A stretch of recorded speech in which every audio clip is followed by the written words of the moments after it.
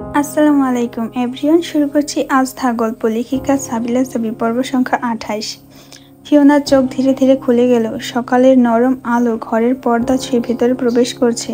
হালকা বাতাসে জানালার কাপড় কেঁপে উঠছে। সে জানে না ঠিক কতক্ষণ ধরে সে ঘুমিয়েছিল, কিন্তু ঘুম ভাঙার পর প্রথমে যা দেখলো তা কয়েক মুহূর্তের জন্য তাকে স্তব্ধ করে দিল। জ্যাসপার সে পাশেই শুয়ে আছে, নিঃশ্বাস ভারী, নিখুঁত এক প্রশান্তির ঘুমে আচ্ছন্ন। তার মুখটা এখন যেন আগের চেয়ে অনেক বেশি কোমল, অনেক বেশি নিষ্পাপ। সারাদিনের তীব্রতা, অগ্রাসান্য, দাবি দাওয়াত সবকিছু হারিয়ে গেছে ঘুমন্ত মুখে নিস্তব্ধতায়। ফিওনা নিঃশব্দে তাকিয়ে রইল। সময়টা স্থির হয়ে গিয়েছে। জ্যাসপারের চোখের পাপড়ির দিকে তাকিয়ে ফিওনার মনে হলো ওর মতো ঘন পাপড়ি সে আগে কখনো দেখেনি। মনে হলো রাতের আকাশে ভিজে থাকা সাইপ্রেস গাছের পাতা অন্ধকারকে আগলে রাখার জন্য গজিয়ে উঠেছে। তারপর তার দৃষ্টি ধীরে ধীরে নেমে এলো নাকের দিকে, একটা নিখুঁত বাঁক যা মনে হবে কোনো শিল্পী বহু যত্নে এঁকেছে। আর ঠোঁট, সেই গভীর রক্তিম বেগুনি ঠোঁট। পৃথিবীর কোনো মানুষের ঠোঁট এমন হয়? মনে হয় সন্ধ্যার আকাশে সূর্য অস্ত যাওয়ার আগে একটুখানি রং ছড়িয়ে দিয়েছে। নিঃশ্বাসের সাথে সেই ঠোঁট সামান্য ফাঁকা হয়ে আছে। মনে হচ্ছে স্বপ্নের মধ্যে কিছু ফিসফিস করছে। ফিওনার বুকের ভেতর এক অদ্ভুত শিহরণ খেলে গেল। তার হাত অনিচ্ছা সত্ত্বেও উঠে এলো, নিঃশব্দে ছুঁয়ে দিল জ্যাসপারের চোখের পাপড়ি। এত নরম, এত কোমল, তার চেয়েও বেশি, অনেক বেশি। তারপর ফিওনার দৃষ্টি নামলো জ্যাসপারের খালি বুকে। কাল রাতের সমস্ত মুহূর্ত মনে পড়তে তার গাল রঙিন হয়ে উঠল, কিন্তু তার চোখ আটকে গেল যেখানে কালো কালিতে আঁকা নতুন দাগ জ্বলজ্বল করছে। ফিওনা, তার নাম জ্যাসপারের গায়ে চিরদিনের জন্য। ফিওনা এক মুহূর্তের জন্য নিঃশ্বাস নিতে ভুলে গেল। এই ড্রাগনটা, এই নিষ্ঠুর, দুঃসাহসী, ভয়ঙ্কর ড্রাগন কাল নিজের শরীরে তার নাম খোদাই করেছে। তার ঠোঁট অজান্তেই হাসির রেখায় বাঁক নিল। সে একবার ভাবে না সে পালিয়ে যাবে, কারণ এবার সে বুঝতে পেরেছে সে জ্যাসপারের প্রতি দুর্বল হচ্ছে। ফিওনা সামান্য হাসল। কাল রাতের স্মৃতিগুলো তার মনে ক্ষীণ রেশ রেখে গিয়েছে, কিন্তু আজকের সকালের নতুন কিছু নিয়ে এসেছে। সে ধীরে ধীরে উঠে গিয়ে বাথটবে ঢুকে লম্বা একটা শাওয়ার নিল। গরম পানির ছোঁয়ায় ক্লান্তি ধুয়ে গেল, আর তার মনের কোণে লুকিয়ে থাকা এক অনভিজ্ঞ আবেগ জেগে উঠল। শাওয়ার শেষে সে আয়নার সামনে দাঁড়িয়ে নিজের প্রতিচ্ছবির দিকে তাকালো। তার ত্বক যেন কালকের উত্তাপে এখনো লালচে, চোখের গভীরে এক অদ্ভুত ঝলক। নিজেই নিজেকে নতুন করে আবিষ্কার করছে। সে চুপচাপ নিজের ভেজা চুল মুছছে। একটা আরামদায়ক পোশাক পরে রান্নাঘরে চলে এলো। আজ সে নিজেই ব্রেকফাস্ট বানাবে। একটু পরে চুলার প্যানের নিচে শিখা জ্বলতে লাগলো। ফিওনার হাত দ্রুততার সঙ্গে কাজ করতে লাগলো। কিচেন থেকে মৃদু টুংটাং শব্দ উঠল, চামচ, কাপ, কফির বাটির খসখসানির ধ্বনি। তারপর সে জ্যাসপারের জন্য 1 cup Sumatra dark roast coffee তৈরি করলো। এটা জ্যাসপারের সব থেকে পছন্দের। গভীর কালো শক্তিশালী স্বাদ, যেন জ্যাসপার নিজেই। এদিকে জ্যাসপারের ঘুম ভাঙতে বেশ সময় লাগলো। সে আধঘুম চোখে বিছানার পাশে হাত রাখলো, কিন্তু সঙ্গে সঙ্গে শূন্যতা অনুভব করলো। ফিওনা নেই। বুকের ভিতরটা ধক করে উঠল। তার চোখ মুহূর্তের মধ্যে ফোকাস ফিরে পেল, আর সে এক লাফে উঠে পড়ল। পুরো শরীর অ্যালার্ট হয়ে গেল। কিছু একটা ভুল হয়ে গিয়েছে। ফিওনা কোথায়? তারপর রান্নাঘর থেকে আসা টুংটাং শব্দ কানে এলো। সে দ্রুত পায়ে বেরিয়ে গেল ফিওনাকে খুঁজতে। আর সেখানে সে দেখতে পেল সকালবেলার আলোয় ফিওনা রান্নাঘরে ব্যস্ত। তার চুল কোমর ছুঁয়ে আছে, একপাশে এলোমেলোভাবে পড়েছে, আর সে ঠান্ডা কফির মগ হাতে নিয়ে একবার না দেখেই বলল, আপনি উঠে পড়েছেন? জ্যাসপার দরজার ফ্রেমে দাঁড়িয়ে রইল। তার ঠোঁটের কোণে অজান্তে এক ম্লান হাসি ফুটে উঠল। ফিওনা পালায়নি, বরং সে তার জন্যই সকালের কফি বানাচ্ছে। জ্যাসপার কিচেনের দরজার ফ্রেমে ভর দিয়ে দাঁড়ালো, চোখে মুখে এখনো ঘুমের ছাপ, তবে তার গভীর দৃষ্টি ঠিকই ফিওনার উপর আটকে গেল। কি ব্যাপার, আজকে সকালে উঠে ব্রেকফাস্ট বানাচ্ছ? ফিওনার ভেতরে একটু চমকে উঠল, মুখে কিছু বুঝতে দিল না। ঠান্ডা গলায় বলল, খিদে পেয়েছে তাই। জ্যাসপার একপাশে ভুরু তুলে তাকালো, যেন ঠিক বিশ্বাস করতে পারলো না। তারপর ধীর পায়ে এগিয়ে এলো, রান্নাঘরের টেবিলে হেলান দিয়ে বলল, আমার জন্য কফি বানিয়েছো? ফিওনা কফির কাপ হাতে এগিয়ে দিয়ে বলল, হ্যাঁ, আপনি তো প্রতিদিন আমার জন্য খাবার বানান, তাই আমি আজকে বানাচ্ছি। জ্যাসপার কিছুক্ষণ চুপ করে তাকিয়ে রইল, তারপর মৃদু হাসলো। কফির কাপ হাতে নিয়ে চুমুক দিল, চোখ বন্ধ করলো এক মুহূর্তের জন্য। তারপর ফিওনার দিকে তাকিয়ে বলল, তোমার কফি বানানো খারাপ হয়নি, তবে আমি যা চাই তাকে দিতে পারবে? ফিওনা একটু ধাক্কা খেলো, তবে নিজেকে সামলে নিয়ে বলল, আপনার যা চাই সেটা কি দিতে হবে? জ্যাসপার ঠোঁটের কোণে এক চিলতে হাসি টেনে বলল, অবশ্যই, কারণ আমি এখন যা চাই তা আমার হাতের কাছেই দাঁড়িয়ে আছে। ফিওনার গাল লাল হয়ে উঠল। সে দ্রুত মুখ ঘুরিয়ে অন্যদিকে তাকালো, কিন্তু জ্যাসপার তার প্রতিটা প্রতিক্রিয়া দেখে স্পষ্টতই উপভোগ করছিল। লিওঝান ল্যাবের বাইরে গভীরভাবে বসেছিল। তার চোখ স্থির, মন সম্পূর্ণ নিমগ্ন এক মহাপরিকল্পনায়। তার চারপাশে ছড়িয়ে থাকা গবেষণার নথি, রাসায়নিক বোতল আর স্ক্রিনে জ্বলজ্বল করা ডাটা সব ছিল একটাই লক্ষ্য অর্জনের জন্য। জ্যাসপার। একসময় সে ভেবেছিল ড্রাগনরা কেবল এক কিংবদন্তি, কিন্তু এখন সে জানে ওরা বাস্তব, আর জ্যাসপার এক ভয়ঙ্কর শত্রু হয়ে উঠেছে। তার ঠোঁটের কোণে এক নিঃশব্দ হাসি ফুটে উঠল। তোমার শক্তি যতই হোক, দুর্বলতা থাকবেই জ্যাসপার, আমি সেটা খুঁজে বের করব। লিওঝান স্ক্রিনে সবুজ ড্রাগনের জিনগত গঠন পরীক্ষা করছিল। তার বিশ্বাস প্রত্যেকটা প্রাণীর একটি দুর্বলতা থাকে। কোথায় সেই বিন্দু, কোথায় সেই মুহূর্ত যেখানে আঘাত করলে সব শেষ? সে পুরো নথি ঘাটল, কিংবদন্তি আর বৈজ্ঞানিক গবেষণা মিলিয়ে বিশ্লেষণ করতে লাগলো। হঠাৎ একটা সম্ভাবনা উঠে এলো। সবুজ ড্রাগনের শারীরিক গঠনে এমন কিছু আছে যা হয়তো ওদের ধ্বংস করতে পারে। লিওঝানের হাত মুষ্টি হয়ে এলো। এবার আর ভুল করা যাবে না, এবার তাকে একেবারে নিশ্চিত করতে হবে। জ্যাসপারকে শেষ করতে হলে ঠিক কোথায় আঘাত করা উচিত। সে চেয়ার থেকে উঠে দাঁড়ালো। তার পরিকল্পনা এখন স্পষ্ট। এবার তোমার পালা জ্যাসপার, তুমি ভয়ঙ্কর, তবে আমি আরো ভয়ঙ্কর হতে জানি। লিওঝান ধৈর্য ধরে অপেক্ষা করছিল। তার ল্যাবের আলো ঝিমঝিম করছিল। স্ক্রিনের নীল আলোয় তার মুখ প্রতিফলিত হচ্ছিল। আঙুলগুলো দ্রুত কিবোর্ডের উপর চলছিল। কোডের পর কোড রান করছিল, কিন্তু তার পুরো মনোযোগ ছিল একটাই, জ্যাসপারের ইমেইলের রিপ্লাই। সে জানে জ্যাসপার খুব চালাক, সরাসরি তার অবস্থান প্রকাশ করবে না, কিন্তু প্রতিটি ইমেল, প্রতিটি সংকেত, প্রতিটি স্ট্রেস, সবকিছুই কিছু না কিছু রেখে যায়। এখন শুধু দরকার একটা সুযোগ। তুই যেখানেই থাকিস জ্যাসপার, আমি তোকে খুঁজে বের করবো আর ফিওনাকে তোর কাছ থেকে ছিনিয়ে আনবো। লিওঝান এবার প্রস্তুতি নিতে লাগলো। তার সামনে একটাই লক্ষ্য, জ্যাসপারকে ধ্বংস করা আর ফিওনাকে মুক্ত করা। চাঁদের নরম আলোয় সিলভা বারান্দার রেলিং ছুঁয়ে পড়েছে। বাতাসের হালকা ঠান্ডা আমেজ, কিন্তু তার থেকেও বেশি শিহরণ জাগানো কিছু যেন অনুভব করলো সিলভা। আচমকা পেছনে ফিরে দেখে এথেরিয়ান। সিলভা হতভম্ব নয়, বিরক্ত। এটা তো তার স্বভাব, যখন তখন বারান্দা দিয়ে চলে আসে, মনে হয় এটা একদম স্বাভাবিক বিষয়। সে ভুরু কুঁচকে বলল, এভাবে হুট করে কারো বারান্দা ঢুকে পড়া মোটেও ভদ্রতা নয় রিয়ান। একটা মেয়ের প্রাইভেসি বলতে কিছু থাকতে পারে, সেটা বোঝো। এথেরিয়ান হালকা হেসে এগিয়ে এলো, চোখে অদ্ভুত এক প্রশান্তি। আমি শুধু তোমার সাথে দেখা করতে এসেছি, মোলায়েম গলায় বলল সে, আর জানতে এসেছি তুমি আমাদের ভার্সিটিতে ভর্তি হবে কিনা। সিলভা এক মুহূর্ত চুপ থেকে ধীর অথচ দৃঢ় কণ্ঠে বলল, মোটেই না, তোমার আশপাশে থাকার কোনো ইচ্ছা নেই আমার। এথেরিয়ান থমকালো না, তার চোখে খেলা করছিল এক গভীর কৌতুক। ও। সিলভার রাগে গাল ফুলিয়ে বলল, হ্যাঁ, আর তুমি এবার যাও। এথেরিয়ান হালকা হাসলো। সিলভার এই প্রতিক্রিয়াটাই চেয়েছিল। এক পা পেছনে সরে বলল, ঠিক আছে, আমি চলে যাচ্ছি, তবে মনে রেখো সিলভা, তুমি যত দূরেই থাকো না কেন, আমি কিন্তু ঠিকই তোমার কাছে চলে আসবো। সিলভা দু হাত বুকে গুজে দাঁড়িয়ে রইল, ঠোঁটের মাঝে এক ঝলক হাসি, ঠোঁটের কোণে তাচ্ছিল্যের ঝিরিক। তুমি না বলেছিলে আমি সবসময় ছেঁচড়ামি করি, তোমার গায়ে পড়ি, এখন তুমি কি করছো রিয়ান? রিয়ানের চোখ গভীর হয়ে উঠল। রাতের অন্ধকারে তার রূপ যেন আরো রহস্যময় লাগছিল। এক ধাপ এগিয়ে এলো, কিন্তু সিলভা সরল না। ভুলের মাসুল দিচ্ছি, তার কণ্ঠ নিচু, তবু তাতে এক অদ্ভুত তীব্রতা। আমি কতবার সরি বলেছি, আর কতবার বলবো? হ্যাঁ, একবার আমার দিকে তাকিয়ে দেখো, সাড়া দাও আমার ডাকে। আমি প্রতিজ্ঞা করছি, এই 5 বছর যে অবহেলা করেছি সেটার অভাব পুষিয়ে দেব। সিলভা তার চোখের দিকে তাকালো এক মুহূর্তের জন্য। এথেরিয়ানের চোখে যে অনুতাপ, যে আকুলতা, সেটা কি সত্যি নাকি ভান?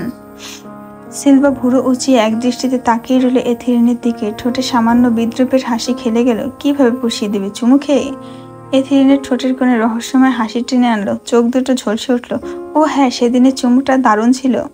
সে এক ধরনের প্রশংসার স্বরে বলল, একদম ফ্যান্টাসি, এক কথায় বলতে গেলে ফরেস্ট কিস। সিলভার গাল একটু লাল হয়ে উঠল, কিন্তু সে দ্রুত সেটা সামলে নিল। চোখ ছোট ছোট করে তাকিয়ে বলল, তুমি নিজেকে অনেক বেশি চালাক ভাবো, তাই না? এথেরিয়ান কাঁধ ঝাঁকালো, যেন তার কোনো তাড়া নেই।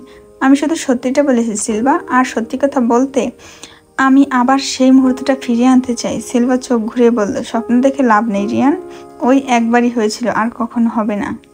থারিনিয়াস, আলবিরা আর অ্যাকুয়ারা একসঙ্গে বসে গভীর আলোচনা করছিল। তাদের মনে এক অজানা শঙ্কা দোলা দিচ্ছিল। জ্যাসপার বারবার আশ্বস্ত করেছিল যে সে ভালো আছে, কোনো সমস্যা নেই, কিন্তু তবু কেন যেন বিশ্বাস হচ্ছিল না। থারিনিয়াস চিন্তিত কণ্ঠে বলল, প্রিন্স কখনো এভাবে নিশ্চিন্ত হতে বলে না, বিশেষ করে যখন সে সত্যি বিপদে পড়ে। এটা কেমন অস্বাভাবিক মনে হচ্ছে, তাই না? আলবিরা ধীর সম্মতি জানিয়ে বলল, আমার মনে হচ্ছে সামনে বড় কিছু ঘটতে যাচ্ছে, হয়তো এমন কিছু যার জন্য আমরা প্রস্তুত নই। একবার একটা দীর্ঘশ্বাস ফেলে বলল, তাহলে আর দেরি করা ঠিক হবে না, এখনই রওনা দিই। পৃথিবীতে পৌঁছাতে 3 দিন লেগে যাবে। যদি সবকিছু ঘটে যায় তখন অনেক দেরি হয়ে যাবে। তিনজন একে অপরের দিকে তাকালো। সিদ্ধান্ত হয়ে গেল তারা আর দেরি করবে না। যতই ঝুঁকি থাকুক না কেন, প্রিন্সকে আর একা ছেড়ে দেওয়া যায় না। আজকের দিনটা ফিওনার জন্য বেশ স্বস্তির ছিল। অনেকদিন পর একটু হালকা অনুভব করছিল সে। ঝঞ্ঝাট মুক্ত মুহূর্ত কিছু কাটানোর পর সন্ধ্যা নামতে বুঝলো প্রাসাদটা বেশ নিস্তব্ধ হয়ে গিয়েছে। জ্যাসপার সারাদিন ল্যাবে ব্যস্ত ছিল, কি যেন করছিল, সময়ের বোধই হারিয়ে ফেলেছে।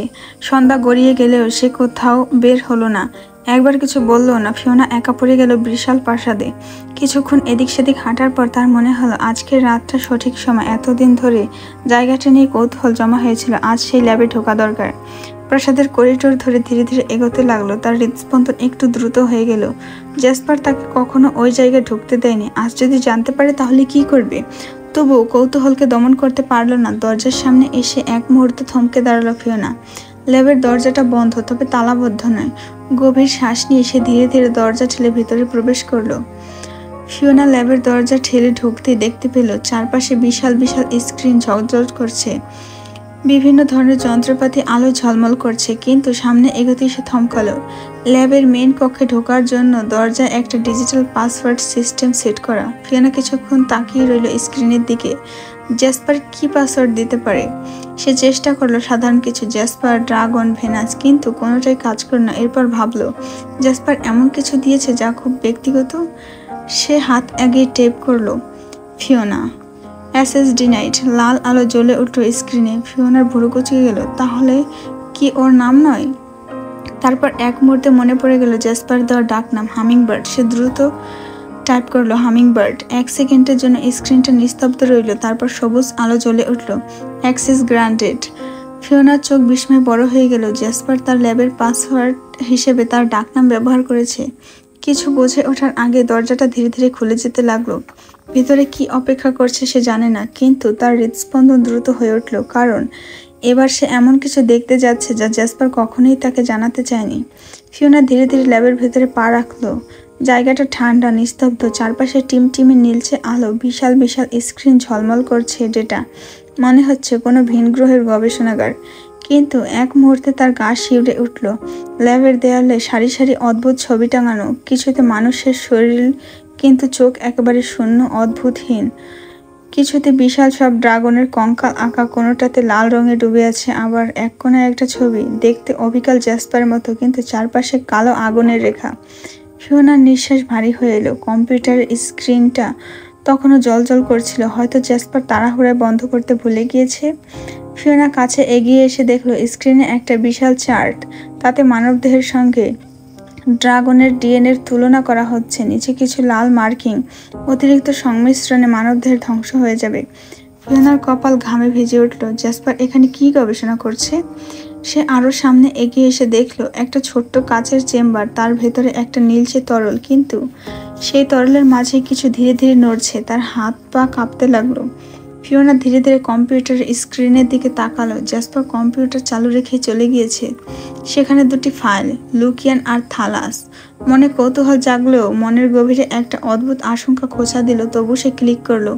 ভিডিওটা চালু হতেই স্ক্রিনে ফুটে উঠল এক ভৌতিক বাস্তবতা। একটি ধাতব কক্ষ, নিখুঁতভাবে সজ্জিত এক পরীক্ষাগার। কক্ষের মাঝে লুকিয়ান ও থালাস চিকিৎসা করছে। কোনো শব্দ নেই, শুধু তাদের আতঙ্কিত মুখ। আর সামনে দাঁড়িয়ে আছে জ্যাসপার। ফিওনার চোখ বড় হয়ে গেল। সে তো নিজে দেখেছে কিভাবে জ্যাসপার তাদের শেষ করলো, কিন্তু ভিডিওটির নিচে দেওয়া তারিখ, এই ভিডিওটা তো আগে তৈরি করা হয়েছে। তার শরীর শিউরে উঠল। এটা কি কোনো কাকতালীয় ব্যাপার, নাকি জ্যাসপার আগে ভাগেই জানতো যেটা ঘটবে? ফিওনার আঙুল কাঁপছিল। সে কিবোর্ডের ওপর টাইপ করতেই ভিডিওটা অ্যানালাইসিস করলো। ভিডিওটি ছিল এআই জেনারেটেড, কিন্তু এত নিখুঁত, এত বাস্তব, যেন কেউ ভবিষ্যৎ থেকে এটা রেকর্ড করে নিয়ে এসেছে। তার মস্তিষ্ক কাজ করা বন্ধ করে দিল। কিছুক্ষণের জন্য জ্যাসপার কি এই ঘটনার স্ক্রিপ্ট আগে থেকেই লিখে রেখেছিল? এবার ফিওনা চোখ বড় বড় করে স্ক্রিনে তাকিয়ে রইল। মনে হলো সে ভুল কিছু দেখেছে। তার সামনে যা ফুটে উঠল তা ছিল আরো এক ভয়ঙ্কর চিত্র। লিও ঝান নামে একটা ফাইল, আর সেই ফাইলে থাকা একটা ভিডিও তার শরীর ঝাঁকুনিয়ে দিল। ভিডিওটি শুরু হতেই দৃশ্যটি ধীরে ধীরে উন্মোচিত হতে থাকে। এক অন্ধকার আচ্ছন্ন ঘর, ঠান্ডা বাতাসে ঢেউ খেলানো কিছু পর্দার পাতলা আবরণ, আর সেখানে লিওঝান দাঁড়িয়ে আছে, তার চোখে ভয়, অসহায়তা, কিন্তু সবচেয়ে ভয়ঙ্কর ছিল জ্যাসপারের উপস্থিতি। কঠিন, অপ্রতিরোধ্য, নিষ্ঠুর। তার শেষ হবে আজ। ভিডিওতে জ্যাসপার তার ঠান্ডা গলায় বলছিল। ফিওনার হৃদস্পন্দন দ্রুত কাজ করতে লাগলো, চোখে সাঁতরে যাচ্ছিল স্ক্রিনের দিকে। জ্যাসপার কি সত্যি লিওঝানকে শেষ করতে চাইছে? কেন? ভিডিওটি আরেকবার দেখা গেল জ্যাসপার কিভাবে লিওঝানকে কোণঠাসা করে ফেলেছে। তার প্রতিটি পদক্ষেপ যেন এক চূড়ান্ত সিদ্ধান্ত। ফিওনার শরীর থেকে শক্তি হারিয়ে ফেলছে, তার ভিতরে এক অদ্ভুত শীতলতা ছড়িয়ে পড়ল। কি হচ্ছে এখানে? এক মুহূর্তের জন্য সব পরিষ্কার হয়ে গেল। ফিওনা তাড়াতাড়ি মাথা চুলকে উঠল আর দ্রুত ভাবতে লাগলো, যদি জ্যাসপার লিওঝানকে মারতে বেরিয়ে গিয়ে থাকে তাহলে এখন তাকে থামাতে হবে। তবে কিভাবে? ফিওনা তখন দ্রুত ইমেল পাঠানোর জন্য গ্র্যান্ডপার ইমেল অ্যাকাউন্টে ঢুকলো। সেখানে গিয়ে দেখলো লিওঝান অসংখ্য ইমেল পাঠিয়েছে, তবে জ্যাসপার একটারও রিপ্লাই দেয়নি। ফিওনার মনে সন্দেহ জাগলো আর সে তৎক্ষণাৎ লিওঝানকে ইমেল পাঠালো, যেখানে সে জিজ্ঞেস করলো, আপনি এখন কোথায় লিওঝান, আপনি ঠিক আছেন? কিছুক্ষণ পরে ফিওনার স্ক্রিনে একটা নতুন ইমেল এলো। লিওঝান রিপ্লাই দিয়েছে। সে বুঝতে পারলো যে লিওঝান খুব দ্রুত প্রতিক্রিয়া দেখাচ্ছে। লিওঝান তার ফোনের সাথে ল্যাবের কম্পিউটার কানেক্ট করে রেখেছিল, যাতে সে জ্যাসপারের ইমেল থেকে সরাসরি রিপ্লাই পায়। ইমেল ট্র্যাকের মুহূর্তে লোকেশন ডিকোড করতে শুরু করলো। সংকেত আসছিল পাহাড়ি কোনো জায়গা থেকে, আর ঠিক তখনই লিওঝান লোকেশন ট্র্যাক করার মাধ্যমে চিহ্নিত করে ফেললো ফিওনা কোথায় আছে। ফিওনা বেশ কিছুক্ষণ অপেক্ষা করার পর লিওঝান সাথে সাথে ভিডিও কল শুরু করলো। লিওঝান, ফিওনা তীব্র কণ্ঠে বলল, জ্যাসপার পরিকল্পনা করছে তোমাকে মেরে ফেলবে, তুমি সাবধানে থেকো। লিওঝান ক্যামেরার দিকে তাকিয়ে একটু সময় নিল, তারপর শীতল ভয়ে বলল, তুমি ভয় পেও না ফিওনা, কিন্তু কিছু করার আগে আমি একটা পরামর্শ দিতে চাই তোমাকে, তবে সেটা এখনই বলবো না, সময় মতো তোমাকে জানাবো। ফিওনা হতাশ হয়ে কিছু বলার আগে লিওঝান তার ফোনের স্ক্রিনটা টেনে তার দিকে একটি দিক দেখিয়ে বলল, সব মেসেজ ডিলিট করে ফেলো, সবকিছু পরিষ্কার রাখো আর সাবধানে থেকো। ফিওনা তার পরামর্শ মেনে নিল। ল্যাবের সমস্ত কম্পিউটার থেকে মেসেজগুলো ডিলিট করে দিল। লিওঝান ফিওনার স্ক্রিনে অদৃশ্য হয়ে গেল। ফিওনা এখন আরো বেশি চিন্তিত ছিল, তবে লিওঝানের কথা মনে রেখে সে প্রস্থানের জন্য প্রস্তুত হতে লাগলো, কারণ তার সামনে এখন আরো এক কঠিন সময় আসছে। রাতে জ্যাসপার ফিরেছে। ফিওনা তখন গভীর ঘুম থেকে উঠে ফ্রেশ হয়ে নিচে নাম দিয়ে দেখলো জ্যাসপার ফিরে এসেছে আর রাতের ডিনার সাজিয়ে রাখছে টেবিলে। ফিওনা আস্তে করে চেয়ারে বসে পড়লো, খাবারের দিকে তাকিয়ে কয়েক মুহূর্ত চুপচাপ থাকলো। তারপর হঠাৎ করে সে নিজে থেকে খাবার সার্ভ করতে লাগলো জ্যাসপারকে। জ্যাসপার একটু অবাক হয়ে গেল, এতদিন তো কখনো এমন করেনি ফিওনা। তবে কিছু বলল না, শুধু কপালে সামান্য ভাঁজ পড়লো। ফিওনা তার প্রতিক্রিয়া দেখে নিঃশব্দে উঠে দাঁড়ালো, ধীরে ধীরে পেছন থেকে জ্যাসপারের গলা জড়িয়ে ধরলো। শরীরে উত্তপ্ত জ্যাসপার অনুভব করলো, কিন্তু তার চেয়ে বেশি অনুভূত হলো ফিওনার কণ্ঠে অদ্ভুত কোমলতা। চলুন আমরা ভেনাসে ফিরে যাই। ফিওনা ফিসফিস করে বলল, আমি সত্যি বলছি, আমি আপনার থেকে পালাবো না, আপনি যেমন বলবেন ঠিক সেভাবেই আপনাকে মেনে নেব। জ্যাসপার নিঃশব্দে বসে রইল, তার চোখে এক ধরনের অজানা ভাব। জ্যাসপার চুপ করে রইল, তার হাত থেকে কাঁটা চামচ থেমে গেল, চোখে মুখে কিছুটা বিস্ময়ের ছাপ। ফিওনার আচরণ আজ কিছুটা অস্বাভাবিক লাগছিল। এতদিন যে মেয়ে তার থেকে পালানোর জন্য মরিয়া হয়েছিল, আজ সে হঠাৎ করে তার নিয়তি মেনে নেবে। ফিওনা তার শক্ত আলিঙ্গন আরো দৃঢ় করলো, কাঁপা কাঁপা কণ্ঠে বলল, আমরা ভেনাসে ফিরে যাই প্রিন্স, এখানে আর থাকতে চাই না, আমি ক্লান্ত আর পালাতে চাই না। জ্যাসপার ধীরে ধীরে ফিওনার হাত ছাড়িয়ে নিয়ে তাকে ঘুরিয়ে তার দিকে তাকালো। ফিওনার চোখের গভীরে সে খুঁজে দেখলো, সত্যিই কি সে তার কাছে পুরোপুরি আত্মসমর্পণ করেছে, নাকি এর পেছনে অন্য কোনো কারণ লুকিয়ে আছে। একটা দীর্ঘ মুহূর্ত চুপ করে থেকে সে হালকা হেসে বলল, এতদিন তোমার যত বোকামি সহ্য করেছি তার মাঝে এটা সব থেকে বড়। তুমি কি সত্যিই ভেবেছ আমি এত সহজে তোমার কথা বিশ্বাস করব হামিংবার্ড? ফিওনার হৃদস্পন্দ মুহূর্তে বেড়ে গেল। জ্যাসপার তার চোয়াল শক্ত করলো, গলায় অদ্ভুত ঠান্ডা ভাব এনে বলল, তুমি কিছু লুকাচ্ছ তাই না? জ্যাসপার হঠাৎ দাঁড়িয়ে গেল, মুহূর্তের মধ্যে তার হাতে থাকা কাঁটা চামচ ফেলে দিল টেবিলে, আর এক ঝটকায় ডাইনিং টেবিলের কার্পেট উল্টে দিল। সমস্ত খাবার, প্লেট, গ্লাস মেঝেতে ছিটকে পড়লো, কাঁচ ভেঙে টুকরো টুকরো হয়ে গেল। ফিওনা চমকে উঠল, বুক ধকধক করতে লাগলো। এরপর কোনো কিছু বোঝার আগেই জ্যাসপার সামনে এসে দ্রুত ফিওনার ঘাড় চেপে ধরলো। তার চোখ জলজল করছে, মুখে এক ধরনের হিংস্রতা, দাঁতে দাঁত চেপে বলল, আমার সাথে ছলনা করছো? এত সহজে আমাকে বোকা ভাবলে? তুমি কি মনে করো আমি কি তোমার চালাকি বুঝতে পারবো না? ফিওনার শরীর কেঁপে উঠল, নিঃশ্বাস আটকে এলো। সে কিছু বলতে যাবে, তখনই জ্যাসপার আরো কাছে ঝুঁকে এসে ফিসফিস করে বলল, তুমি ল্যাবে প্রবেশ করেছিলে কেন? ফিওনার চোখ বড় বড় হয়ে গেল, শরীর জমে গেল আতঙ্কে। সে জানে এই মুহূর্তে যদি ভুল কিছু বলে তাহলে কি হতে পারে। ফিওনা নিজেকে ছাড়িয়ে নেওয়ার চেষ্টা করলো, কিন্তু জ্যাসপারের হাতের শক্তি ছিল অবিশ্বাস্য রকমের দৃঢ়। তবুও এক ঝলক সে নিজেকে সরানোর চেষ্টা করতে জ্যাসপার ওকে ছেড়ে দিল, তবে এমনভাবে যে ফিওনার ভারসাম্য হারিয়ে পেছনে ছিটকে গিয়ে পড়ল। মেঝেতে হাত দিয়ে সামলে নেওয়ার চেষ্টা করলে ফিওনার ভেতরে এক ধরনের বিস্ফোরণ হচ্ছিল। চোখ দুটো ক্রোধে জ্বলতে লাগলো। সে দ্রুত উঠে দাঁড়ালো, তারপর হঠাৎ করে গর্জন করে উঠল, আপনি লিওঝানকে কেন মারার পরিকল্পনা করছেন? তার কণ্ঠে স্পষ্ট হতাশা, ক্ষোভ আর এক অজানা ভয় ছিল। সে জ্যাসপার দিকে তীক্ষ্ণ দৃষ্টিতে তাকিয়ে রইল, তার প্রতিটি শব্দের জবাব চাই। জ্যাসপার বিরক্তভাবে নিজের কপাল ঘষতে লাগলো। নিজের ধৈর্য হারানোর শেষ সীমায় পৌঁছে গিয়েছে সে। তারপর এক ঝটকায় মেঝে থেকে ভাঙাচোরা একটা ধারালো টুকরো নিয়ে ফিওনার গলা চেপে ধরল। তার চোখে ভয়ঙ্কর আগুন জ্বলছিল, কণ্ঠে শীতল বিষ। তুমি কোন সাহসে আমার অনুপস্থিতিতে ল্যাবে প্রবেশ করেছ? কাচের ধারালো অংশটা ফিওনার ত্বকের এতটাই কাছে ছিল যে সামান্য নড়লে কেটে যাবে। কিন্তু জ্যাসপার সেখানেই থামলো না, তার কণ্ঠ আরো নিচু, আরো তীব্র হলো। উল্টে আবার আমার কাছে কৈফিয়ত চাইছ? ফিওনার শ্বাস আটকে যাওয়ার অনুভূতি নিয়ে তাকিয়ে রইল জ্যাসপারের জ্বলন্ত চোখের দিকে, যেখানে ধরা পড়ছিল অবিশ্বাস, রাগ আর হয়তো কিছুটা ব্যথাও। জ্যাসপার হঠাৎ কিছু একটা মনে করে এক ঝটকে ফিওনাকে ছেড়ে দিল। ফিওনা হাঁপাতে হাঁপাতে উঠে দাঁড়ালো, চোখে আগুনের মতো রাগ আর ঘৃণা ঝলসে উঠল, ঠোঁট কাঁপছিল, কিন্তু কথাগুলো দৃঢ়ভাবে বেরিয়ে এলো, আই হেট ইউ। এক মুহূর্ত নড়ল না সে। পায়ের শব্দের প্রতিধ্বনি রেখে দ্রুত চলে গেল নিজের কক্ষে। দরজা বন্ধ করে দিল এমনভাবে যেন আর কখনো খুলতে না চায় না। জ্যাসপার সেখানেই দাঁড়িয়ে রইল, মুষ্টিবদ্ধ হাতে নিজের শ্বাস নিয়ন্ত্রণ করার চেষ্টা করলো। ফিওনার সেই শেষ কথাগুলো যেন পুরো কক্ষ জুড়ে প্রতিধ্বনিত হচ্ছিল, আই হেট ইউ। কিন্তু কেন যেন সেই কথাগুলো শুনে রাগ কমার বদলে বুকের ভেতর একটা অদ্ভুত শূন্যতা ছড়িয়ে পড়তে লাগলো। সারা রাত কেটে গেছে, সকাল গড়িয়ে দুপুর, কিন্তু তবুও ফিওনা দরজা খুলেনি। জ্যাসপার রান্না শেষ করে ট্রেতে খাবার সাজিয়ে নিল, তারপর ধীর পায়ে ফিওনার কক্ষের সামনে এসে দাঁড়ালো। কয়েকবার দরজায় নক করলো, অপেক্ষা করলো, কোনো সাড়া নেই। তার ধৈর্যের বাঁধ ভেঙে যেতে লাগলো। ফিওনার এমন অবহেলা তাকে আরো ক্ষুব্ধ করে তুলল। গভীর শ্বাস নিল, তারপর কণ্ঠ কঠিন করে বলল, তুমি যদি 5 মিনিটের মধ্যে দরজা না খোলো তাহলে আমি দরজা ভেঙে ফেলবো। অন্য সময় হলে হয়তো ফিওনা ভয় পেয়ে যেত, কিন্তু আজ সে অবিচল।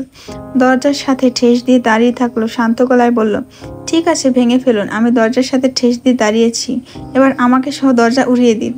জ্যাসপারের হাত শক্ত হয়ে এলো, কপালের শিরাগুলো টান টান হয়ে উঠল, অদ্ভুতভাবে আঙুলগুলো মুষ্টিবদ্ধ হয়ে গেল। ভেতরে ফিওনার অবস্থান জানার পরেও সে কি আদতে দরজা ভাঙতে পারবে? দৃঢ় কণ্ঠে সে আবার বলল, নাটক করো না ফিওনা, চুপচাপ দরজা খুলে বেরিয়ে খাবার খেয়ে নাও। কিন্তু ভেতর থেকে কোনো সাড়া এলো না। জ্যাসপার ধীরে ধীরে ট্রেতে রাখা খাবারটা মেঝেতে রেখে দরজার দিকে এক দৃষ্টিতে তাকিয়ে রইল। অপেক্ষা, শুধু অপেক্ষা। ফিওনা দরজার হাতল ধরে দাঁড়িয়েছিল, মনে মনে ভাবছিল জ্যাসপার চলে গেছে। এতক্ষণে কোনো শব্দ আসেনি। দুপুর পেরিয়ে সন্ধ্যা, সন্ধ্যা পেরিয়ে রাত। পেটের ক্ষুধা অসহ্য হয়ে উঠল। কাল রাত থেকে না খাওয়া, আরেক রাত চলে এলো, আর সহ্য করা সম্ভব না। তাই ধীরে ধীরে দরজা খুলে বাইরে উকি দিল। চারপাশ নিস্তব্ধ, কোথাও জ্যাসপার নেই। নিঃশ্বাস ছেড়ে এক পা বাড়াতেই ফিওনা হঠাৎ আঁতকে উঠল। দরজার পাশেই ঠেস দিয়ে বসে আছে জ্যাসপার। মাথা সামান্য কাত, এক পাশে হেলে পড়ে আছে, চোখ বন্ধ, নিঃশ্বাস গভীর। সে ঘুমিয়ে আছে। পাশে খাবারের ট্রে রাখা, খাবারগুলো ঠান্ডা হয়ে গিয়েছে। ফিওনার বুকের ভেতর কেমন একটা মোচড় দিয়ে উঠল। তার মানে কি জ্যাসপার আজ দুপুর থেকে এখানেই বসেছিল, অপেক্ষা করছিল? কিন্তু কেন? অন্য সময় হলে তো রাগের মাথায় দরজা ভেঙে ফেলতো। ফিওনা ধীরে ধীরে জ্যাসপারের দিকে ঝুঁকলো, ভালো করে দেখে বুঝলো ক্লান্ত মুখ, চোখের নিচে হালকা কালির ছাপ। হয়তো কাল রাতেও সে ঘুমায়নি। এমন একরোখা অহংকারী ভয়ঙ্কর এক জীব, অথচ এখন তাকে দেখে মনে হচ্ছে কতটা শান্ত, কেমন যেন নিঃসঙ্গ। ফিওনার মনে হঠাৎ করে এক ধরনের মায়া জন্ম নিল। সে কি জ্যাসপারকে ডাকবে, নাকি এভাবেই তাকিয়ে থাকবে কিছুক্ষণ? জ্যাসপার ধীরে ধীরে চোখ খুলল। সে গভীর দৃষ্টিতে ফিওনার দিকে তাকালো। সে ঘুমের মাঝে ফিওনার উপস্থিতি অনুভব করেছিল। তারপর ক্লান্ত অথচ কোমল কণ্ঠে বলল, হামিংবার্ড, তুমি বেরিয়ে এসেছো? সে পাশে রাখা ঠান্ডা খাবারের দিকে তাকিয়ে বলল, এই খাবার আর খাওয়ার উপযুক্ত নেই, আমি নতুন করে বানিয়ে দিচ্ছি, নিশ্চয়ই তোমার খিদে পেয়েছে। এটা বলে জ্যাসপার উঠে দাঁড়ানোর চেষ্টা করলো, কিন্তু পায়ের ভারসাম্য কিছুটা এলোমেলো হয়ে গেল। মনে হলো শরীরে শক্তি নেই, হয়তো অনেকক্ষণ না খেয়ে থাকার কারণে। ফিওনা দ্রুত হাত বাড়িয়ে তাকে থামালো। আপনাকে কিছু বানানোর দরকার নেই, ফিওনা বলল দৃঢ় কণ্ঠে। আপনি বসুন, আমি ইনস্ট্যান্ট নুডলস বানিয়ে আছি। জাসপার অবাক হয়ে তার দিকে তাকিয়ে থাকলো, যেন এই ফিওনাকে সে চিনতে পারছে না। তবে কিছু বলল না, শুধু চুপচাপ ফিওনার চোখের দিকে গভীরভাবে তাকিয়ে রইল। ভোরের প্রথম আলো যখন পাহাড়ের গায়ে স্বর্ণাভ ছায়া ফেলেছিল, তখন অরুণমণি প্রাসাদের আকাশ ভারী ছিল নিস্তব্ধতায়। ঝর্ণার অনাবরত স্রোত দূর থেকে সুরেলা গুঞ্জনের মতো শোনা যাচ্ছিল, আর ঠান্ডা হাওয়ার স্পর্শে গা ছমছমে অনুভূতি হচ্ছিল ফিওনার। কিন্তু আজ সে অন্য কিছু ভাবছিল। তার ইচ্ছে পাহাড়টা ঘুরে দেখার, কিন্তু সেটাই বা সহজ কিভাবে? আমি আজকে পাহাড় ঘুরে দেখতে চাই, ফিওনা সকালের নরম আলোয় দাঁড়িয়ে জাসপার দিকে তাকিয়ে বলল। জাসপার তখন জানালার পাশে দাঁড়িয়ে ছিল, তার চোখ বরাবরের মতোই গাঢ় অনর। কোনো আবেগের ছাপ নেই তাতে, নেই কোনো বিস্ময় বা প্রশ্ন। অসম্ভব, সে সংক্ষিপ্ত কণ্ঠে উত্তর দিল। ফিওনার ভুরু কুঁচকে গেল। আমি কি বন্দি? একটু বাইরেও যেতে পারবো না? জাসপার তার দিকে তাকিয়ে কিছুক্ষণ স্থির দৃষ্টিতে থাকলো। ফিওনার মুখের জেদ, চোখের তীক্ষ্ণতা সে খুব ভালো করেই চিনে গিয়েছে। সে জানে এই মেয়ে সহজে কিছু চায় না, কিন্তু একবার কিছু চাইলে সেটা না পাওয়া পর্যন্ত নড়বে না। সে একটা দীর্ঘশ্বাস ফেলে অবশেষে বলল, ঠিক আছে, তবে বেশি দূর নয়। অরুণমণি প্রাসাদের বাইরে যেতে পারবে, কিন্তু আমি সঙ্গে থাকবো। ফিওনার ঠোঁটের কোণে স্ম্লান হাসি ফুটে উঠল। তার পরিকল্পনার প্রথম ধাপ সফল হয়েছে। ফিওনার মন আজ অন্য কিছু ভাবতে বিভোর। এই পাহাড় দেখা তার আসল উদ্দেশ্য নয়, তার লক্ষ্য পূরণ সম্পূর্ণ ভিন্ন, আরো গভীর। লিউ ঝান তাকে সেদিন বলেছিল এক বিশেষ শিকড়ের কথা। একবার সেটি জাসপারকে খাইয়ে ফেললে কয়েক ঘন্টার জন্য গভীর ঘুমে আচ্ছন্ন হয়ে পড়বে, আর ঠিক তখনই ফিওনা পালিয়ে যেতে পারবে। লিউ ঝানের কথাগুলো এখনো তার কানে বাজছে। আমি তোমাকে ভেনাসে নিয়ে যাব ফিওনা, দেবতা আব্রাহারের কাছ থেকে পরামর্শ নিতে পারবো, আমরা জানতে পারবো আমাদের ভবিষ্যৎ সময় কিভাবে গড়ব। আর তুমি কি এই পরিস্থিতি থেকে মুক্তি পাবে। এখন থেকে মুক্তি পাওয়ার এটাই সব থেকে সহজ উপায়। ফিওনার মনে এক মুহূর্তের জন্য অস্বস্তি খেলে গেল। সে কি সত্যি পালাতে চায়, নাকি সে পালাচ্ছে নিজের অস্তিত্বের দ্বিধা থেকে? কিন্তু সে নিজেকে দৃঢ় করলো, যাই হোক তাকে যেতে হবে। পাহাড়ের পথ ধরে কিছুক্ষণ হাঁটার পর জাসপার তাকে এক বিস্ময়কর জায়গায় নিয়ে এলো। এক অপূর্ব বাগান, যেখানে অসংখ্য ফুল বাতাসে দুলছে, সুবাস দিচ্ছে চারপাশে। ফিওনা চোখ বড় বড় করে তাকিয়ে রইল। এত সুন্দর ফুলের বাগান! জাসপার তার পাশে দাঁড়িয়ে গম্ভীর কণ্ঠে বলল, যে যে ফুল নিয়ে ইচ্ছে হয় নিতে পারো। ফিওনা আর দেরি করলো না। সে বনো ফুলের মাঝে হাত বুলিয়ে একের পর এক ফুল তুলতে লাগলো। ঝুড়ি ভরতে লাগলো সাদা, গোলাপি, বেগুনি রঙের ফুলে। ঠিক তখনই সে খুঁজে পেল সেই বিশেষ ফুল। কালচে বেগুনি রং, পাপড়ির কিনারায় হালকা রূপালী আভা। লিউ ঝান যেমন বর্ণনা করেছিল ঠিক তেমনই। ফিওনার ঝুড়ির মধ্যে থাকা অসংখ্য রঙিন ফুলের মাঝে এটি আলাদা রহস্যময়। সেটি ছিল এক অদ্ভুত রঙের ফুল, গাঢ় বেগুনি পাপড়ি, যার কিনারায় হালকা রূপালী আভা। এই ফুলের নাম মরণ স্পর্শী আলোকনন্দা, একটি ফুল যা ড্রাগনদের জন্য বিষসম। সবুজ ড্রাগনদের একমাত্র দুর্বলতা তাদের হৃদয়, আর এই ফুলের নির্যাস হৃদয়ে প্রবেশ করে তাদের শক্তি শুষে নেয়, এমনকি মৃত্যু ঘটতে পারে। কিন্তু ফিওনা তা জানে না। ফিওনার আঙুল ফুলের পাপড়ি ছুঁতেই অদ্ভুত শিহরণ বয়ে গেল তার শরীরে। এই ফুলের মধ্যে লুকিয়ে আছে অশুভ কোনো শক্তি, এক ভয়ঙ্কর পরিণতির পূর্বাভাস। সে এক মুহূর্ত দ্বিধা করলো, সত্যি কি সে এটা চাইছে? কিন্তু পরক্ষণে তার চোখে এক দৃঢ়তা ফুটে উঠল। তার হাত একটু কেঁপে গেল। জাসপার তখন দূরে দাঁড়িয়ে আকাশের দিকে তাকিয়ে আছে, যেন এই মুহূর্তটায় সে একান্ত নিজের মধ্যে ডুবে আছে। ফিওনা আর এক মুহূর্ত অপেক্ষা করলো না। সাবধানে ফুলটিকে ঝুড়ির নিচে লুকিয়ে ফেললো। আজ রাতের জন্য পরিকল্পনা সম্পূর্ণ। সারাদিন পাহাড়ের পথে ঘোরাঘুরি করে সন্ধ্যার আগে ফিরে এলো তারা। দিনের ক্লান্তি শরীরে জড়িয়েছিল, তবে মনটা অন্যরকম ভারী লাগছিল ফিওনার। রাতের খাবার তারা একসঙ্গে করলো। নীরবতার মাঝে শুধু চামচের আওয়াজ এলো, আর মাঝে মাঝে চোখাচোখি। জাসপার স্বাভাবিক ছিল, কিন্তু ফিওনার মনে হচ্ছিল তার চোখ দুটো সবকিছু বুঝতে পারছে। খাওয়ার পর ফিওনা এক কাপ ডার্ক রোস্ট কফি বানালো। এটা জাসপারের প্রিয়। সে কফির ধোঁয়ার মধ্যে হারিয়ে যেতে যেতে এক মুহূর্তের জন্য নিজেকে প্রশ্ন করলো, সত্যি কি সে এটা করতে পারবে? কিন্তু লিউ ঝানের কথা মনে পড়তে তার সিদ্ধান্ত কঠিন হয়ে উঠল। ফিওনা কফিতে মরণ স্পর্শী অলোকনন্দার রস মিশিয়ে দিল। এক ফোঁটাও বেশি নয়, ঠিক যতটা প্রয়োজন ততটা। জাসপার কফির কাপে একটা চুমুক দিল, তারপর আরেকটি। গভীর কালো তরলে তেতো স্বাদ তার জিহ্বায় পড়ল, কিন্তু সে কিছু টের পেল না। ফিওনা নিঃশ্বাস চেপে ধরে অপেক্ষা করলো। কিছুক্ষণ পর জাসপার চোখের পাতাগুলো ভারী করে শুয়ে পড়ল। ফিওনাকে নিজের বাহুর মধ্যে জড়িয়ে নিল। মনে হলো সে নিশ্চিন্ত করতে চায় যে ফিওনা এখানে আছে নিরাপদে। তার গরম নিঃশ্বাস ফিওনার ঘাড়ে লাগছিল। শক্ত অথচ কোমল বন্ধন এক অদৃশ্য শেকলে তাকে বেঁধে রেখেছে। ফিওনা নিঃশব্দে তার হাত সরিয়ে দিল। আস্তে আস্তে উঠে বসলো। চাঁদের আলোয় জ্যাসপারের দিকে তাকিয়ে দেখলো। জ্যাসপার গভীর ঘুমে আচ্ছন্ন। ফিওনার বুকে এক অজানা কষ্ট মোচড় দিয়ে উঠল। কেন? সে তো এখান থেকে পালাতে চাইছিল, তার তো খুশি লাগার কথা, কিন্তু মনে হলো আজ কিছু একটা শেষ হয়ে যাচ্ছে, যা হয়তো আর ফিরবে না। কিন্তু সে জানে না এখন থামবার সময় না। সে দ্রুত বেরিয়ে এলো, নিঃশব্দে এগিয়ে গেল ল্যাবের দিকে। কম্পিউটারের সামনে বসে লিওজানকে ইমেল করলো। আমি সফল হয়েছি। জ্যাসপার ঘুমে আচ্ছন্ন। তার রিপ্লাই এলো, ভেরি গুড, পাহাড়ের কিনায় চলে যাও, অপেক্ষা করছি, আমি আসছি। ফিওনা দ্রুত ল্যাব থেকে বেরিয়ে পড়ে প্রাসাদের প্রধান দরজার সামনে এগিয়ে এলো। পুরো প্রাসাদ অন্ধকারে ডুবে আছে। শুধুমাত্র চাঁদের মলিন আলোয় মার্বেলের মেঝেতে পড়ছিল। বাতাস স্থির, মনে হচ্ছে অপেক্ষা করছে কিছু ঘটার। তার হাত কাঁপছিল, কিন্তু সে নিজেকে দৃঢ় করলো। দরজার পাশে ডিজিটাল লকটি জ্বলজ্বল করছিল। তার সামনে অপেক্ষা করছিল এক কঠিন ধাঁধা, পাসওয়ার্ড। কিন্তু ফিওনা জানে জ্যাসপার কি ভাবতে পারে। তার মনে পড়ল সেই মুহূর্ত যখন প্রথমবার জ্যাসপার তাকে এই নামে ডেকেছিল, হামিংবার্ড। সে ধীরে ধীরে প্যানেলে টাইপ করলো হামিংবার্ড। এক সেকেন্ডের জন্য কিছু ঘটলো না। তারপর ছোট্ট একটা বিপ শব্দ হওয়ার সঙ্গে সঙ্গে লক খুলে গেল। ফিওনা স্তব্ধ। জ্যাসপার তার সব থেকে গোপন জায়গার পাসওয়ার্ড তার নামে দিয়েছিল। কেন? কেন তার মতো একজনকে বিশ্বাস করেছিল এতটা? কেন তার প্রাসাদ থেকে পালানোর চাবি কেটে এত সহজে তার হাতে তুলে দিল? কিন্তু ভাববার সময় নেই। সে দ্রুত দরজা ঠেলে বাইরে বেরিয়ে এলো। বাইরের পাহাড়ের বাতাস তীক্ষ্ণ হয়ে বইছিল। দূরের আকাশের কোণে কালো মেঘ জমেছে। লিওজান চলে আসবে। ফিওনা শেষবারের মতো পিছনে তাকালো। তার মনে হচ্ছিল এই দরজা শুধু একটা প্রাসাদের ছিল না, এটা ছিল এমন একটা সম্পর্কের প্রতীক যা সে আজ চিরতরে পেছনে ফেলে যাচ্ছে। তারপর সে ছুটে চলল অজানা ভাগ্যের দিকে। ফিওনা পাহাড়ের কিনারা এসে দাঁড়িয়ে আছে।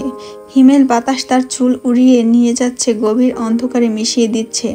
দূরের উপত্যকার ঘন কুয়াশা ঢাকা রাতের নিস্তব্ধতা ভেঙে মাঝে মাঝে দূরবর্তী প্রাণীর ডাক ভেসে আসছে। সে অপেক্ষা করছে, সময় যেন থেমে গিয়েছে। হঠাৎ দূর আকাশে একটা জ্বলন্ত ছায়া দেখা গেল। আগুনের মতো লাল আলোয় চারপাশ রঙিন হয়ে উঠল, যেন রাতের আধার চূর্ণ করে আগুনের এক মহাপ্রলয় নামতে চাইছে। কয়েক সেকেন্ডের মধ্যে সেই আলো স্পষ্ট হয়ে এলো। লিওজান এসে পৌঁছেছে। ফিওনাকে দেখে তার এক মুহূর্তের জন্য আবেগের ঝলক ফুটে উঠল, কিন্তু এখন সে আবেগ প্রকাশ করবে না। এটা সেই সময় না। সে একটাও কথা না বলে ফিওনার সামনে এসে দাঁড়ালো। তার হাত দুটি প্রসারিত হয়ে গেল। পিঠের হাড়গুলো ফেটে বেরিয়ে এলো শক্তিশালী পাখা, আর পুরো শরীর এক লাল জ্যোতিতে ঘিরে ফেলল। ফিওনার সামনে দাঁড়িয়ে আছে এক বিশাল ভয়ঙ্কর রক্ত চোখের লাল ড্রাগন। তার ডানার শক্তিশালী ঝাপটায় বাতাস প্রচণ্ড গতিতে ধাক্কা দিল ফিওনার শরীরে, কিন্তু সে পিছু হটল না। লিওজান মাথা নিচু করলো। তার ড্রাগনের চওড়া পিঠ ইঙ্গিত করলো ফিওনাকে ওঠার জন্য। ফিওনা এক মুহূর্তের জন্য পেছনে তাকালো। পাহাড়ের উপরে রয়ে গিয়েছে এক জীবন, এক আবদ্ধ অধ্যায়। তারপর সে কোনো দ্বিধা না করে উঠে বসলো লাল ড্রাগনের পিঠে। পরের মুহূর্তে লিওজান বিশাল ডানা মেলে আকাশে উড়ে গেল, আগুনের শিখার মতো ভেসে চলল তার অসীম শূন্যতার দিকে।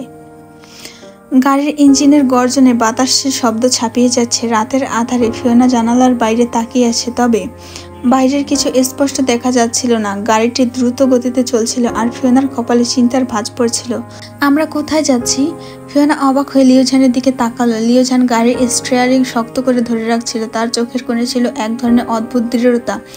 এখন ভেনাসে ফিরে কি লাভ ফিওনা? জ্যাসপার যখন ঘুম থেকে উঠবে, সে পুরো ভেনাস তছনছ করে ফেলবে আমাদের খুঁজে বের করার জন্য। আমি তোমাকে এমন এক জায়গায় নিয়ে যাচ্ছি যেখানে সে কোনোদিন আমাদের খুঁজে পাবে না। ফিওনার বুক ধক করে উঠল। কিন্তু কেন? আমাদের তো দেবতা আব্রাহারের কাছে যেতে হবে আমাদের ভবিষ্যৎ জানার জন্য।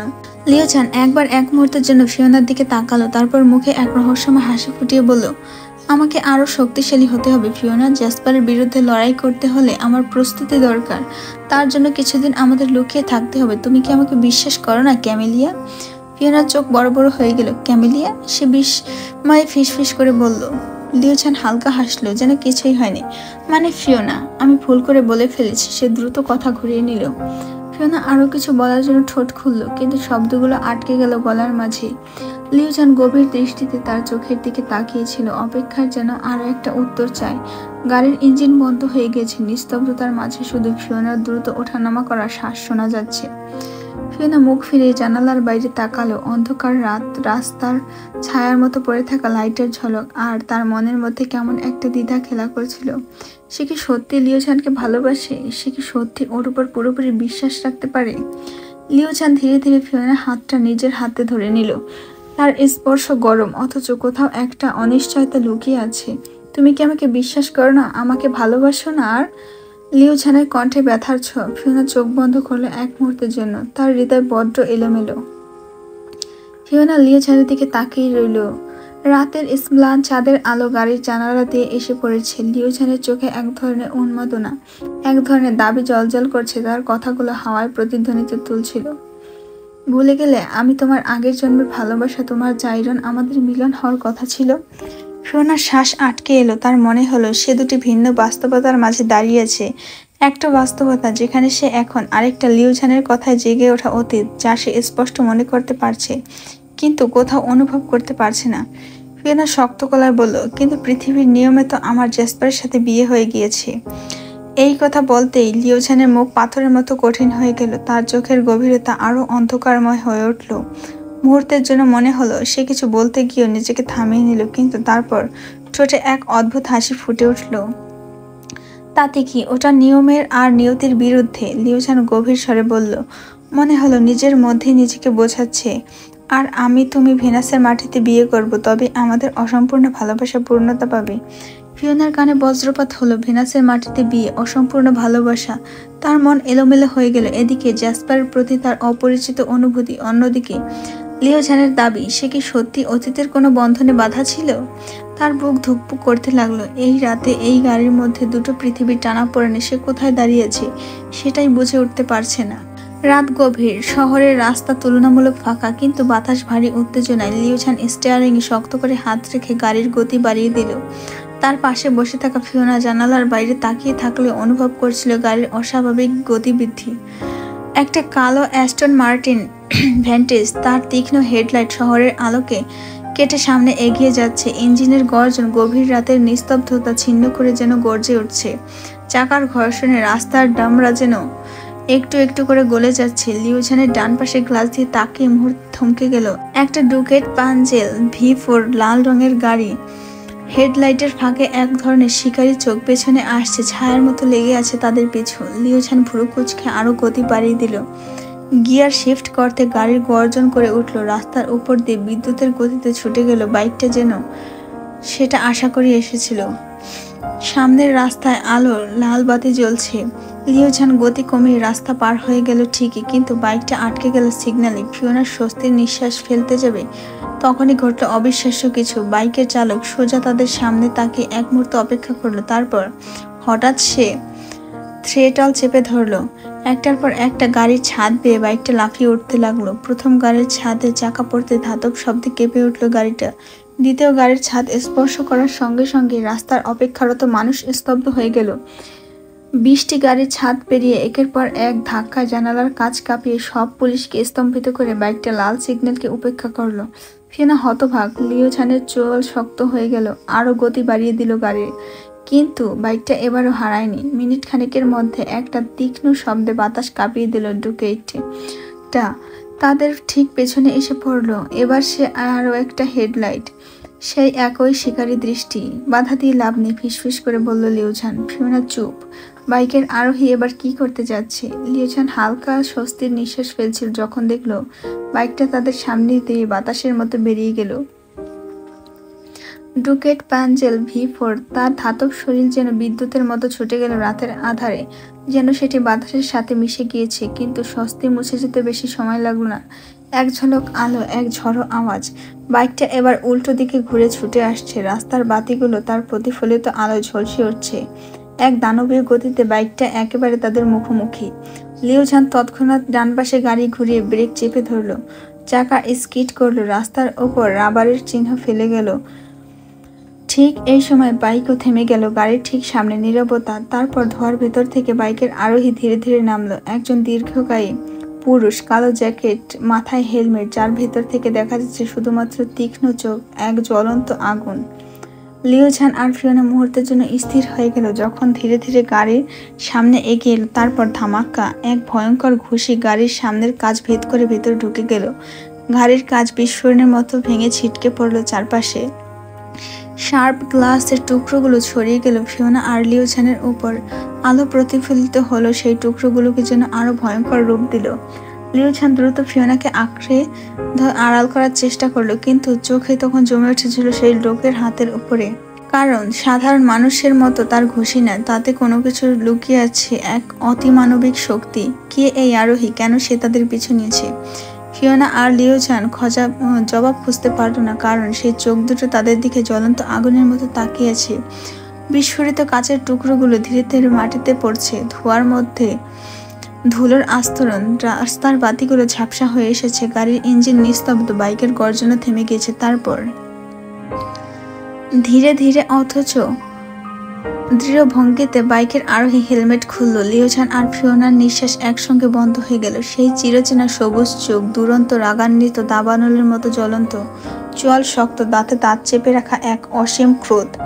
তার সামনে দাঁড়িয়ে আছে জ্যাসপার। ফিওনার হৃদস্পন্দন মুহূর্তে দ্বিগুণ হয়ে গেল। অসম্ভব। সে স্পষ্ট মনে করতে পারছে আজ রাতে সেই ফুল, সেই কফি। রাতে সে জ্যাসপারকে ফুলের নির্যাস মিশিয়ে কফি দিয়েছিল যাতে তার গভীর ঘুম হয়। জ্যাসপার তখন ঘুমের অতলে গিয়েছিল, নিস্তেজ হয়ে পড়েছিল। তাহলে কিভাবে সে এত দ্রুত ফিরে এলো? ফিওনার চোখ বড় বড় হয়ে গেল, তার ঠোঁট কাঁপতে লাগলো। লিওঝান পাশে বসে থাকলেও একেবারে স্থির, তার হাত আস্তে আস্তে স্টিয়ারিং চেপে ধরেছে, কিন্তু জ্যাসপার চোখে কেবল ফিওনার দিকে স্থির। তার দৃষ্টি এক মুহূর্তের জন্য নড়ছে না। অন্ধকার রাস্তায় তার উচ্চাকার শরীরটাকে আরো ভয়ানক লাগছে। কালো জ্যাকেটের নিচে থাকা মাংসপেশিগুলো দৃঢ়, এক প্রচন্ড শক্তির বাঁধ ভেঙে বেরিয়ে আসতে যাচ্ছে। প্রিন্স! ফিওনার গলা শুকিয়ে গেছে। জ্যাসপার ধীর পায়ে সামনে এগিয়ে এলো। গাড়ির ভাঙা কাচের উপর দিয়ে তার বুটের শব্দ প্রতিধ্বনিত হলো।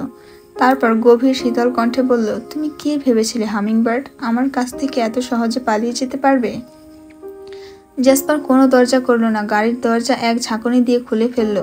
ফিওনাকে এক ঝটকায় টেনে বের করলো। ফিওনা হঠাৎ এভাবে ধরা পড়বে ভাবেনি। তার পায়ের নিচের মাটি সরে যেতে লাগলো।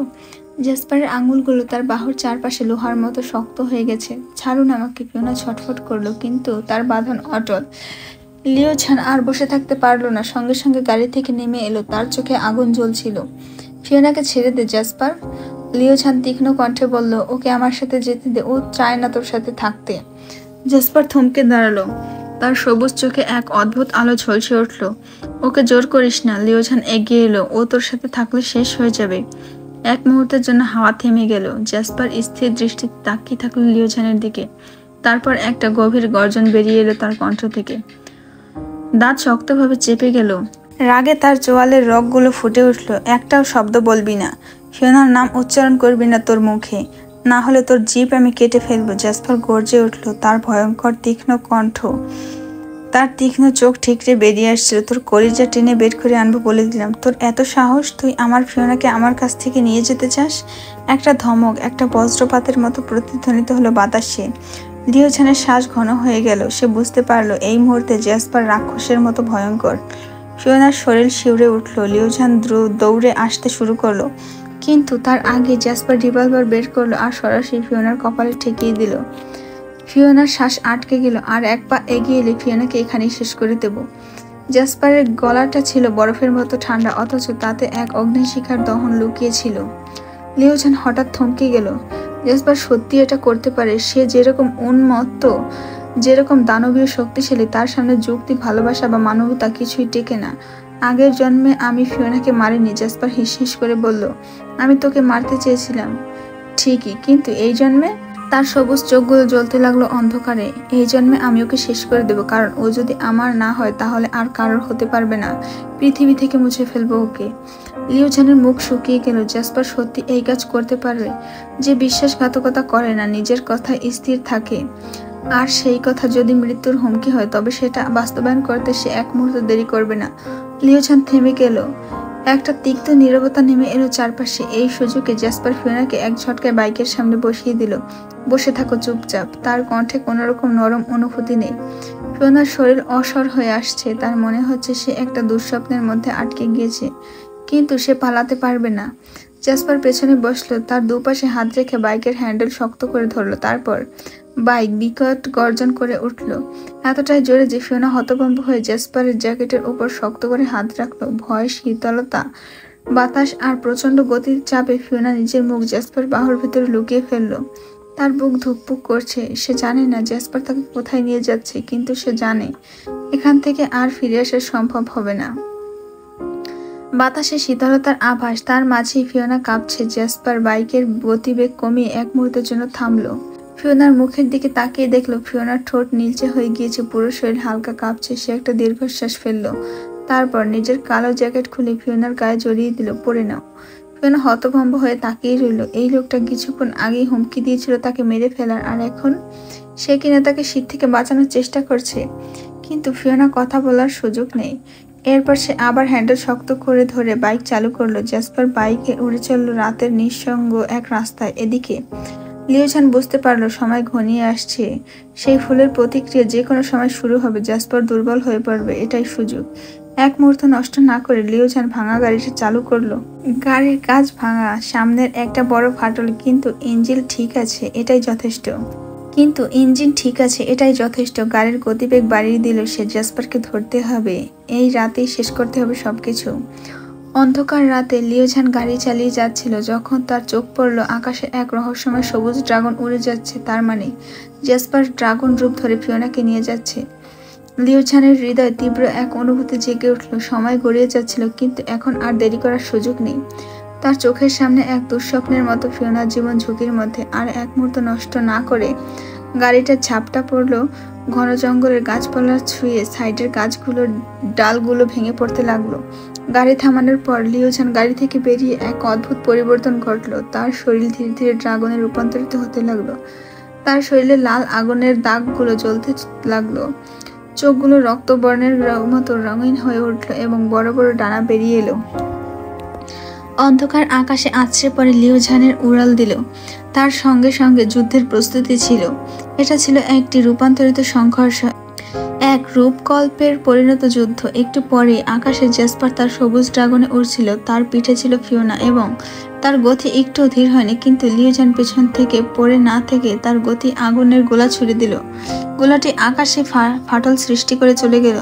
জ্যাসপার কিছুক্ষণের জন্য দিশেহারা হয়ে পড়েছিল, কারণ ফিওনা তার পিঠে ছিল আর তাকে নিয়ে হামলা করা সম্ভব ছিল না।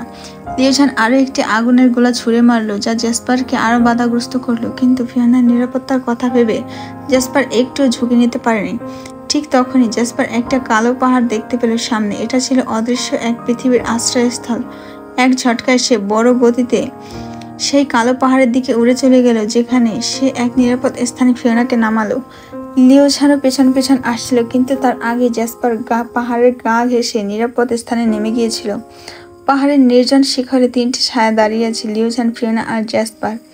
হিমশীতল বাতাস বইছে, চারপাশে শুধু রাতের নীরবতা, কিন্তু সেই নীরবতার নিচে তীব্র উত্তেজনার ঝড় বইছে। হঠাৎই জ্যাসপার এক ঝটকায় লিওঝানের কলার চেপে ধরল। তুই কি ভেবেছিস আমার ফিওনাকে নিয়ে পালাবি?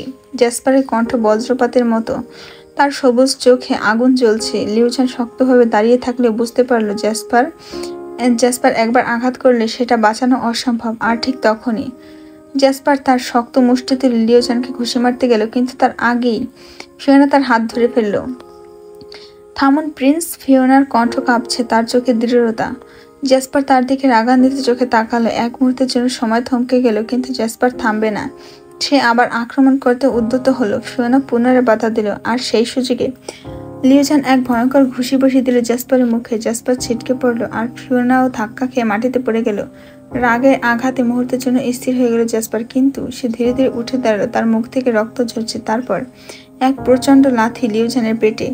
লিওঝান শ্বাস নিতে পারলো না, পেছনে পড়ে গেল কয়েক কদম। ফিওনা আতঙ্কে চিৎকার করে উঠল, থামো তোমরা, প্লিজ থামো। কিন্তু এখানে কেউ থামতে রাজি নয়। এই লড়াই শুরু হয়ে গেছে, আর এর শেষ হবে এক পক্ষের পরাজয়। ফিওনার দৃষ্টি এক মুহূর্তের জন্য ঝাপসা হয়ে এলো।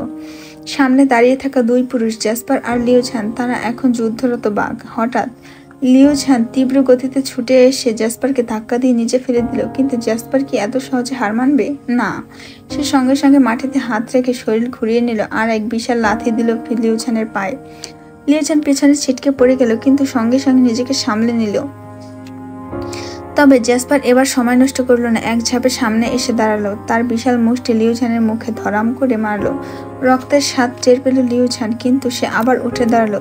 তার চোখ রক্তিম, তার নিঃশ্বাস আগুনের মতো গরম। এবার সে ঝাঁপিয়ে পড়লো জ্যাসপারের ওপর, এক ঘুষি, আরেক ঘুষি, আরেক ঘুষি।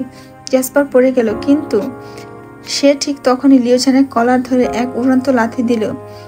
লিউঝান বাতাসে উড়ে গেল, তারপর সজোরে মাটিতে পড়লো। ফিওনা চিৎকার করলো, থামো, থামো প্লিজ। কিন্তু এখানে কেউ কারো কথা শুনবে না, কারণ এটা শুধু একটা লড়াই নেই, এটা প্রেম, রাগ, প্রতিশোধ আর বেঁচে থাকার যুদ্ধ। মাঠে এক ভয়ঙ্কর লড়াই শেষ হওয়া মাত্র জ্যাসপার স্তব্ধ হয়ে গেল।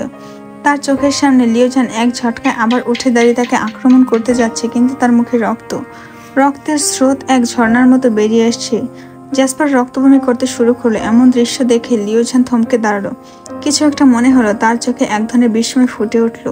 ফুলের প্রতিক্রিয়া শুরু হয়ে গেছে। লিউঝান তা বুঝতে পারলো, তার সব পরিকল্পনা ধাক্কা খেয়েছে। সে এবার ফিওনাকে টেনে নিয়ে যাওয়ার জন্য হাত বাড়লো, কিন্তু ফিওনা লিউঝানকে হাত ছেড়ে দৌড়ে জ্যাসপার দিকে চলে গেল। জ্যাসপার তার বুকে হাত ধরে সামান্য ঝুঁকে পড়ছে। তার চোখের কোণে এক ধরনের অসহায়তা ছিল, যদিও তার মুখে হাসি ফুটে উঠল। ফিওনা তার কাছে পৌঁছে তার হাত ধরে জিজ্ঞেস করল, আপনার কি হয়েছে, কি হয়েছে আপনার? জ্যাসপার এক লহমায় হাসি থামিয়ে ফেলল, মুখে এক রক্তিম আক্রোশ। তার হাসি অদ্ভুত ছিল, অথবা মনে হচ্ছিল দুঃখের হাসি। কেন জানো না তুমি কি হচ্ছে? সে গভীরভাবে ফিওনার দিকে তাকিয়ে বলল। এখন জ্যাসপার আরো কাছাকাছি এসে ফিওনার দুবাহু শক্ত করে ধরল। তার চোখে এক অস্বাভাবিক উন্মাদনা, রাগ আর যন্ত্রণার ছাপ। তুমি আমাকে ভালোবেসে বিষ পান করালে আমি সেটা পান করতাম, কিন্তু তুমি ছলনা করেছো আমার সাথে, হামিংবার্ড। ফিওনার শ্বাস রুদ্ধ হয়ে গেল। এক মুহূর্তের জন্য সে স্থির হয়ে গেল, গাল বেয়ে এক বিন্দু পানি গড়িয়ে পড়ল। তুমি কি ভেবেছিলে আমি কিছুই জানি না? জ্যাসপার বলতে লাগলো। তুমি লিউঝানের সাথে কথা বলেছো, ওর বলা সেই ফুল জোগাড় করেছো, আমাকে কফির সাথে খাইয়েছো। ফিওনার চোখে বিষাদ আর বেদনা ফুটে উঠল। তুমি কি মনে করেছিলে যে তুমি পালাতে পেরেছো? না, আমি তোমাকে পালাতে দিয়েছি, আর তোমার দেওয়া বিষ ফুলও আমি নিজের ইচ্ছায় পান করেছি। ফিওনার শরীর এক ঝটকায় অনুভূতির মাঝে ডুবে গেল। তার চোখ থেকে পানি গড়িয়ে পড়ল।